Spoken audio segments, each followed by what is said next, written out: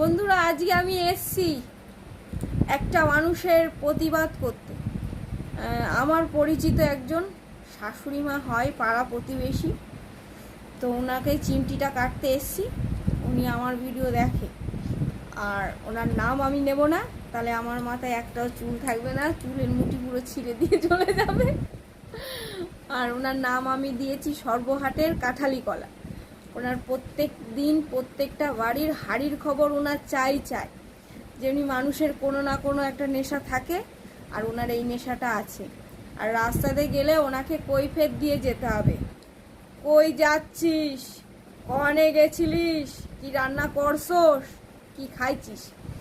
তো তোমাদের পাড়ায় কি এমন আছে সর্বহাটের কাঁঠালি কলা? তো আমাকে কমেন্ট করে জানাও। আর এইসব মানুষ থেকে দূরে থাকো, এরা সংসারে অশান্তি বাঁধানোর একটা মূল শিখর, বুঝেছো?